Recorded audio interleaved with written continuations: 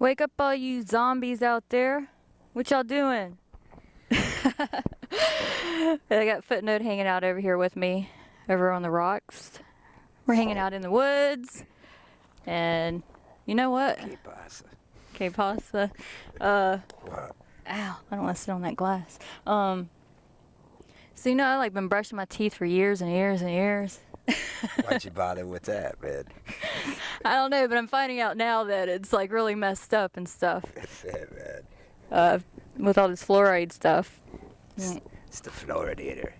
So they were telling us that fluoride was good for us. Yeah, man. Why they do that? Because they love you. Because they love us. That's it, man.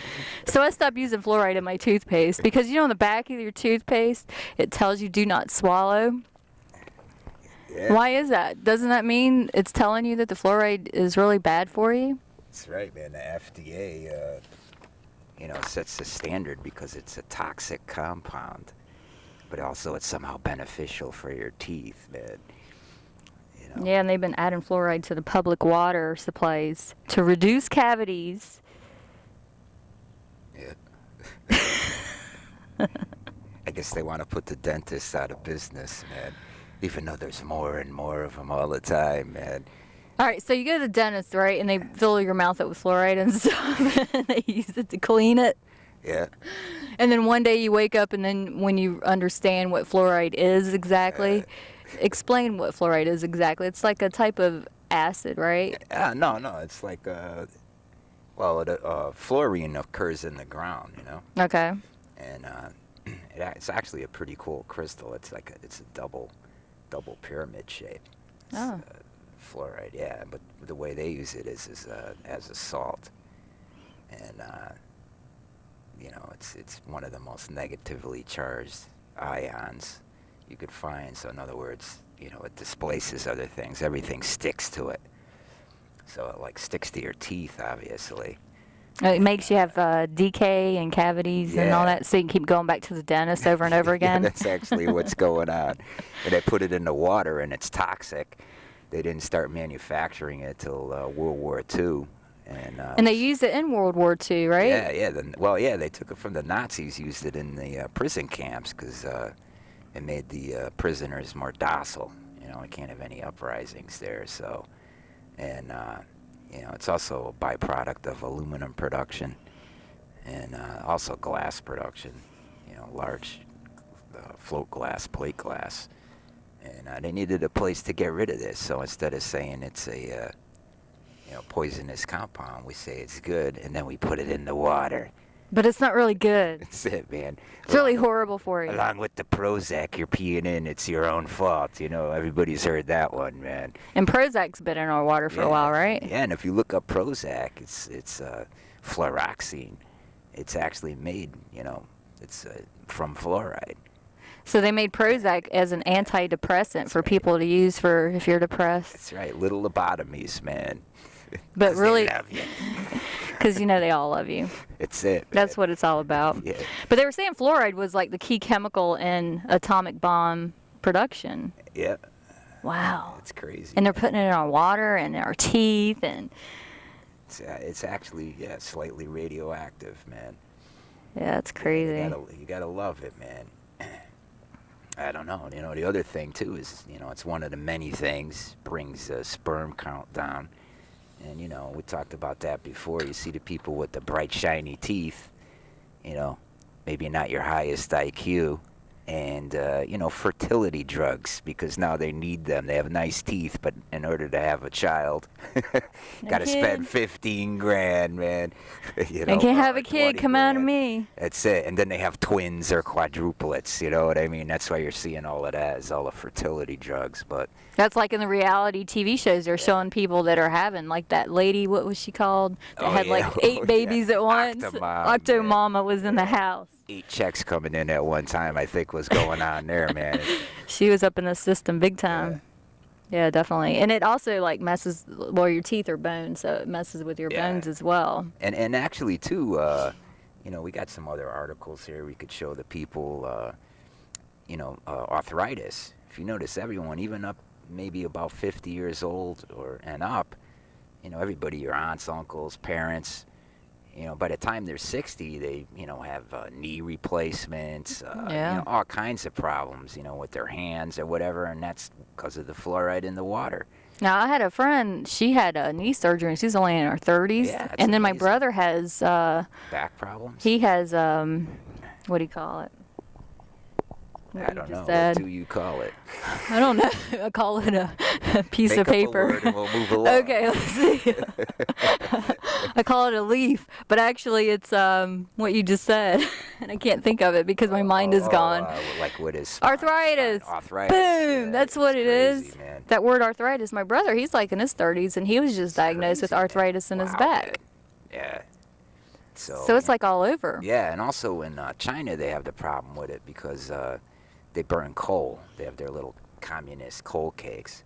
Not everywhere, but many places they still use these coal stoves, and then the fluoride is released because it does actually occur naturally in the ground, in minerals. Yeah. So coal, it's released there. It goes up into the air, Mm-hmm. and in the villages it stays. And you're breathing it in over a lifetime, so that's how they get arthritis from the fluoride. And they actually tell you it's from the fluoride, Yeah. in the coal dust, but, it's like, but it's okay to put it in the toothpaste and the water, Now, how does that that's make pretty, sense? It's a little bit, it's a classic double speak, which they love. Yeah. Who's they? It's that double cross. If you know. Who are they? You know too much. Just like George Carlin said, they don't care about you. They don't give a F about you.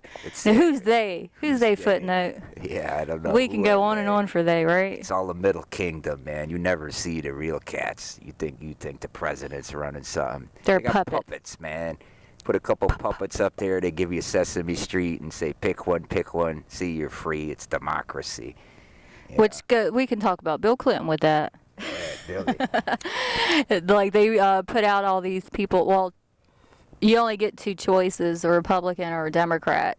Bill Clinton is this dude that they picked up from, was it the Rothschilds or? Yeah. He was actually supposedly Rockefeller's. He's like a love child. That's why he was a Rhodes Scholar. Cecil Rhodes, Rhodesia. Yeah. All of that, they said his dad was an alcoholic and blah, blah, blah. You never saw him. And then, his brother was totally different than him. So it's pretty obvious something's going on. Well, they were saying that his dad got killed in a car crash from alcohol or something, but nobody's ever really Maybe his dad seen was him. going to talk. Yeah, who Or knows? he was extorting. I want some money, man.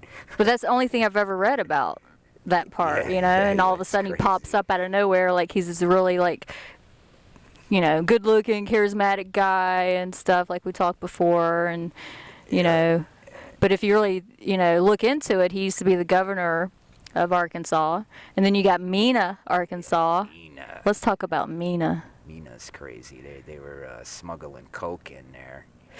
And I Oh. don't know, how many kids did they kill? I don't remember. A lot. Yeah, it was like over 18 who saw them smuggling stuff. And this was an ongoing operation. It was just this one particular time. And it was in Mena, Arkansas. And some of the records of that investigation ended up at the Oklahoma City building, the Murray building, which was bombed. How convenient. So that's gone, So the Oklahoma bombing was connected with the whole Bill Clinton scenario where he was, playing dirty and letting all the CIA and all them bring in all the drugs and everything. Yeah, you could see a lot of stuff on, poking around the conspiracy stuff and what was going on there, And some people say McVeigh is still alive, because reporters are asking, do your stomach normally move after you've been executed? Like he was breathing, so, Ah. And then the other guy who didn't follow his orders was thrown in prison, so.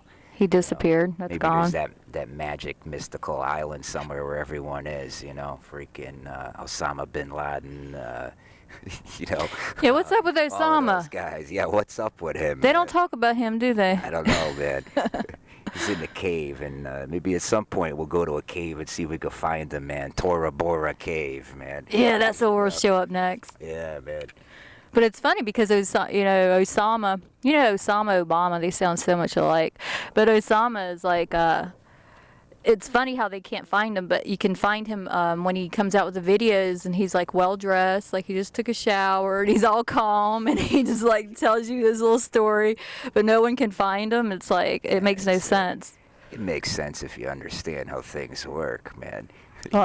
Yeah. He's in a secure location in Washington, D.C., you know. That's what that Al-Majid guy over there in Iran, who is incidentally Jewish, you know, let's run this article by here.